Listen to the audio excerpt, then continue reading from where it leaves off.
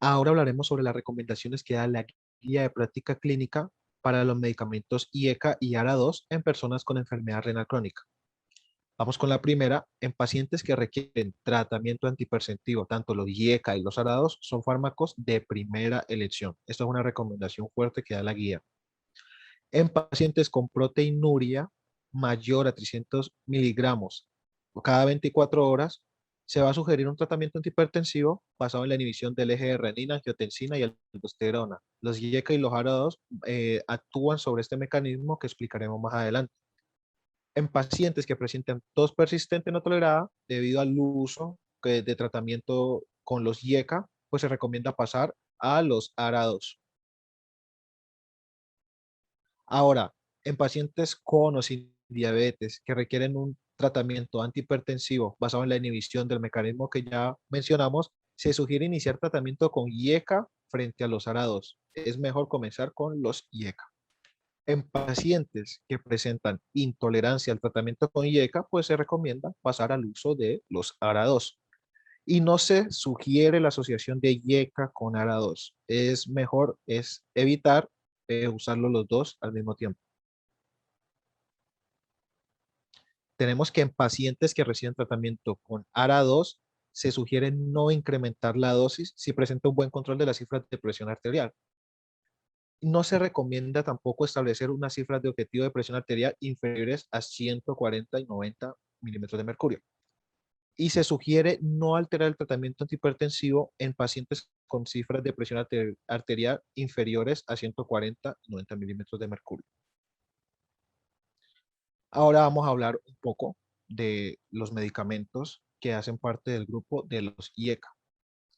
El mecanismo de acción, una de las cosas que hacen son dilatar las arterias, las venas, al inhibir de forma competitiva la conversión de la angiotensina 1 en 2. Eso lo vamos a explicar más adelante. Y tenemos dos medicamentos, de ejemplo, el enalapril y el captopril.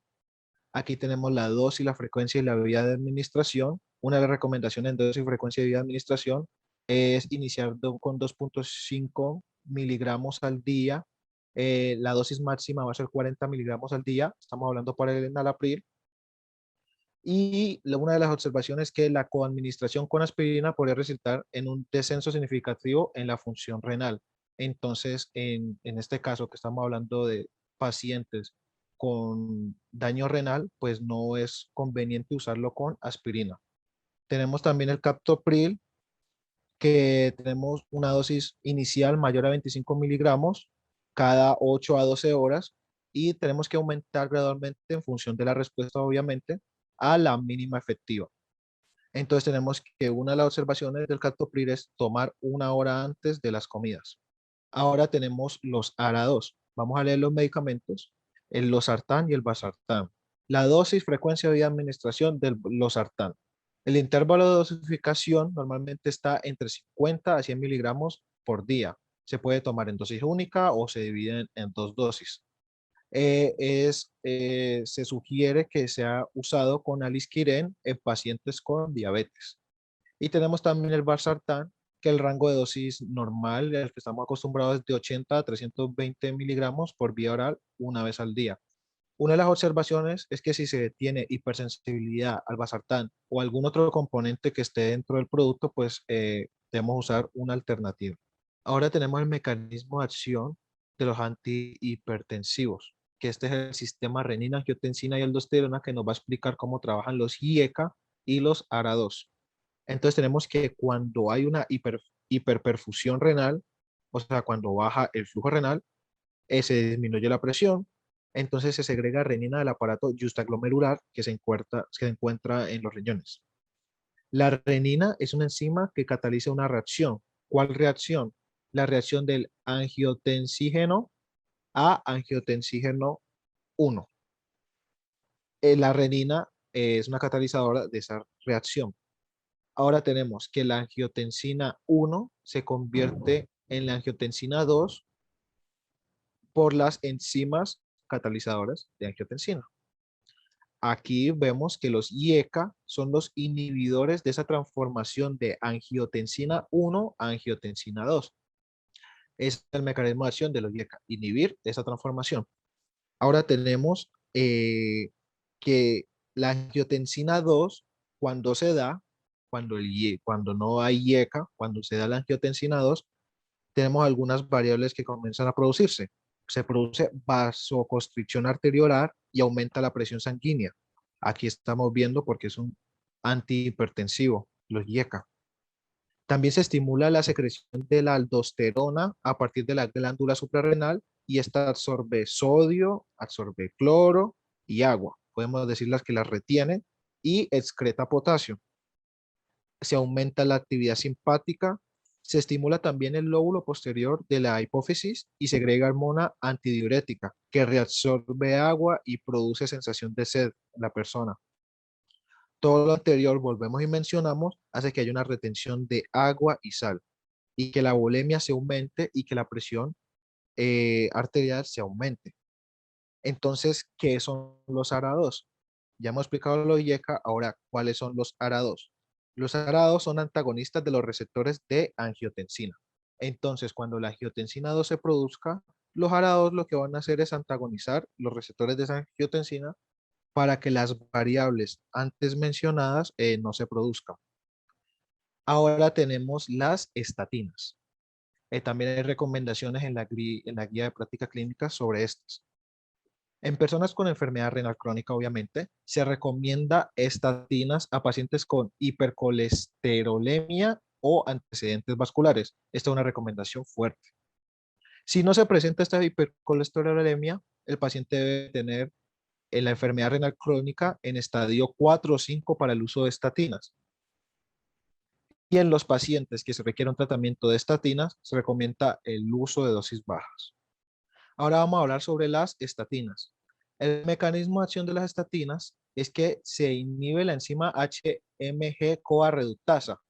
¿Qué hace la HMG-CoA reductasa? Hace que el HMG-CoA no se transforme en mevalonato, que este es un precursor del colesterol. Todo esto pasa en el hígado. Tenemos los medicamentos, tenemos atorvastatina, tenemos simvastatina. La atorvastatina, la dosis y la frecuencia normalmente es inicial de 10 a 20 miligramos por vía oral una vez al día. La vía de administración es oral, como podemos ver. La simvastatina, normalmente también inicial de 10 a 20 miligramos por vía oral una vez cada noche y de 5 a 40 miligramos al día. Tenemos observaciones para la atorvastatina y es que se debe suspender temporalmente cuando existan condiciones que lleven a los pacientes a rabdomiólisis y la insuficiencia renal. Y para la simvastatina se debe evitar tomar con jugo de toronja ya que tiene una contraindicación en ese caso. Ahora tenemos los tratamientos con antiagregantes plaquetarios. En pacientes con estadios del 1 al 4 y que no tengan antecedentes vasculares, se sugiere evaluar individualmente la introducción de un tratamiento antiagregante con el objetivo de reducir el riesgo de un evento vascular. Y en pacientes con antecedentes vasculares se recomienda que el manejo del tratamiento antiagregante no difiera de los pacientes sin enfermedad renal crónica. O sea, que requieren prevención secundaria de eventos vasculares con el objetivo de reducir el riesgo de un nuevo evento vascular. Esa es una recomendación fuerte. Tenemos otra, que en pacientes que estén en un estadio 5 y que no tengan antecedentes vasculares, se sugiere iniciar un tratamiento antiagregante con las menores dosis posibles, con el objetivo de reducir el riesgo pues, de un evento vascular. Y también tenemos que en los pacientes que se requiere un tratamiento antiagregante, se sugiere el uso de aspirina o de clopidogrel si el riesgo de sangrado es elevado. Ahora tenemos algunos medicamentos que sirven como antiagregantes plaquetarios. Tenemos la aspirina y el clopidogrel. El mecanismo de acción de la aspirina inhibe irreversiblemente la COX plaquetaria y baja la síntesis de TXA2. La dosis y frecuencia de vía de administración normalmente es de 75 a 100 miligramos al día, vía oral. Evitar su uso si la tasa de filtración glomerular es inferior a 10 mililitros el minuto. Y observaciones, no requiere ajuste de dosis, debe tomarse con alimentos o con de 8 a 12 onzas de agua para evitar efectos gastrointestinales adversos. El tiempo de vida medio en dosis bajas es de 2 a 3 horas y en dosis altas es de 15 a 30 horas. y es dializable, hay que tener cuidado con eso. Y el otro medicamento inhibe la vía de agregación plaquetaria inducida por la adenosín difosfato.